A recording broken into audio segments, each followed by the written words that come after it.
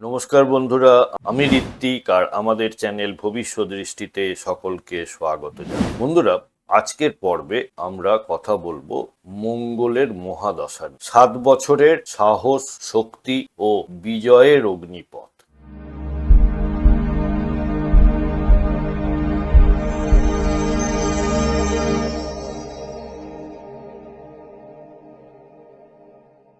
বন্ধুরা, আপনারা যারা আমার চ্যানেলটি অলরেডি সাবস্ক্রাইব করেছেন তাদেরকে জানাই আমার অসংখ্য ধন্যবাদ ও কৃতজ্ঞতা। যারা এখনো সাবস্ক্রাইব করেননি তাদের কাছে আমার বিনীত আবেদন, চ্যানেলটি সাবস্ক্রাইব করুন এবং পাশে থাকুন।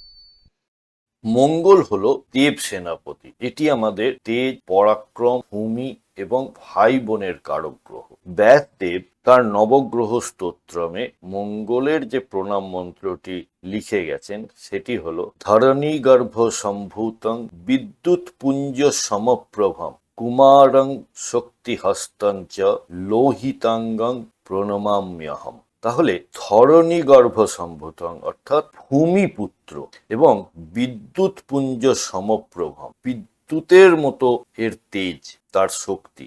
মঙ্গলের মনস্তত্ত্ব ও কার্মিক উদ্দেশ্য, ইচ্ছা, শক্তি ও প্রয়োগ। মঙ্গল আমাদের শেখায় কিভাবে পরিকল্পনাকে বাস্তবে রূপ দিতে হয়। এটি শুধু ভাবনায় বিশ্বাসী নয়, এটি সরাসরি অ্যাকশনে বিশ্বাস করে। চন্দ্র আমাদের মন ছিল, মনের ভাবনা, কল্পনা।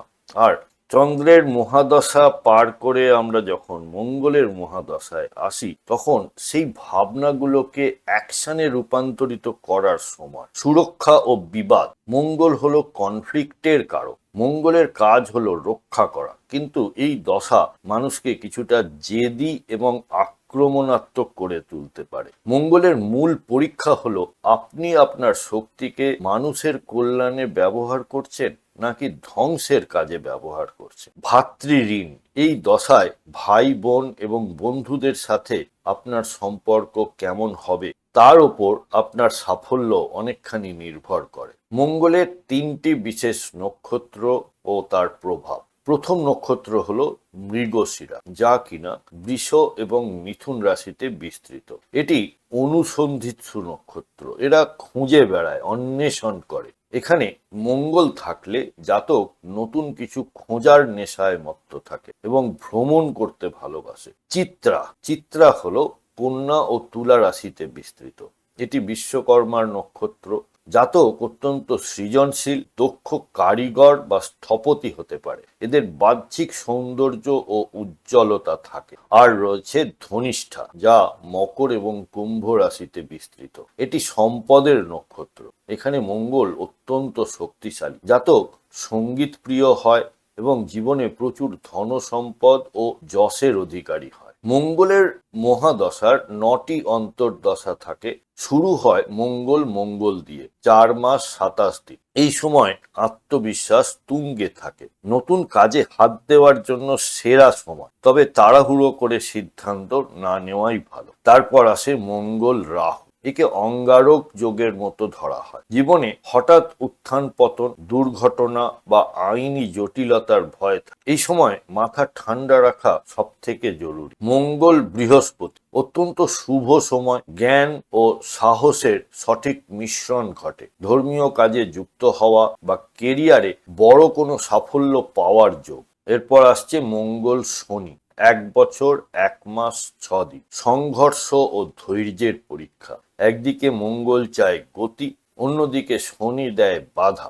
এই সময় হাড়ের সমস্যা বা কর্মক্ষেত্রে ধীর গতির কারণে মানসিক চাপ তৈরি হতে পারে। পরের অন্তর্দশা হলো মঙ্গল এবং বুদ্ধি ও শক্তির মিলন। ব্যবসায়িক রণকৌশলে আপনি শত্রুকে পরাজিত করবেন, তবে এই সময় বাকবিতণ্ডা এড়িয়ে চলাই ভালো। মঙ্গল কেতু, 4 মাস 27 দিন। ত্যাগের সময়। হঠাৎ কোনো কাজে বাধা বা শরীরে অস্ত্রোপচারের সম্ভাবনা থাকে, তবে আধ্যাত্মিকতার পথে গেলে শান্তি মিলবে।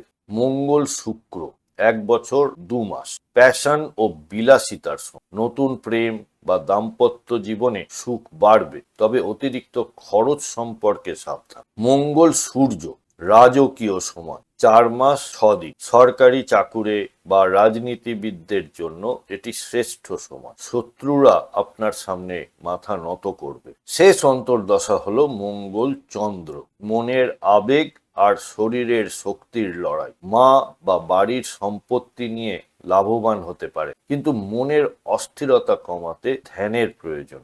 এবার দেখে নি স্বাস্থ্য, সম্পদ ও সম্পর্কের ওপরে কি ধরনের প্রভাব পড়ছে এই মহাদশায়। প্রথমে আসি কেরিয়ার। যারা রিয়েল এস্টেট, পুলিশ, সেনাবাহিনী, সার্জারি বা সার্জেন, ডক্টর, খেলাধুলা বা ইঞ্জিনিয়ারিং এর সঙ্গে যুক্ত, মঙ্গল তাদের জন্য এই সময়ে সোনা ফুলিয়ে দেয়। সম্পর্কের দিক থেকে পিতার সাথে সম্পর্কের উন্নতি বা অবনতি উভয়ই এই দশার মূল কেন্দ্রবিন্দু। জীবনসঙ্গীর সাথে কিছুটা দূরত্ব তৈরি হতে পারে, কারণ জাতক নিজের ইচ্ছাকে অন্যের উপর চাপিয়ে দিতে চায়। স্বাস্থ্যের দিক থেকে মঙ্গল আমাদের রক্ত এবং পেশি নিয়ন্ত্রণ করে।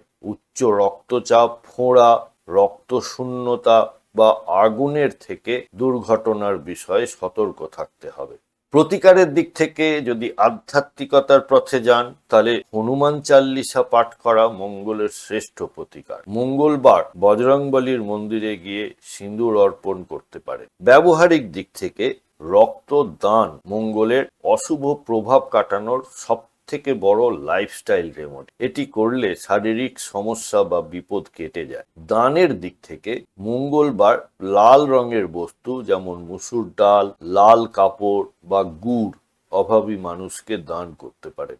আর মন্ত্র, প্রতিদিন ওং অঙ্গারকায় নমঃ বা ওং ক্রাং ক্রিং ক্রোং সহ ভূমায় নমঃ এই মন্ত্রটি 108 বার জপ করতে পারেন। শেষ করার আগে আর একবার, মঙ্গলের মহাদশা আপনাকে লড়তে শেখায়, জিততে শেখায়। এই 7 বছর অলসতার নয়, নিজের ভেতরে লুকিয়ে থাকা যোদ্ধাকে জাগিয়ে তোলার সময়। শক্তিকে ইতিবাচক কাজে লাগান, বিজয় আপনারই হবে। বন্ধুরা, আমাদের এই ডিসকাশনে কোনো পার্টিকুলার চার্ট ধরে বা গ্রহের অবস্থান ধরে কিন্তু কোনো কথা বলা হচ্ছে না। আপনার কোনো হাউসে যদি সমস্যায় থাকে বা জীবনে কোনো ধরনের সমস্যার সম্মুখীন হন, তাহলে আপনারা ভবিষ্যৎ দৃষ্টির সাথে যোগাযোগ করতে পারেন এবং আমাদের কাছ থেকে আপনারা কনসালটেশন নিতে পারেন।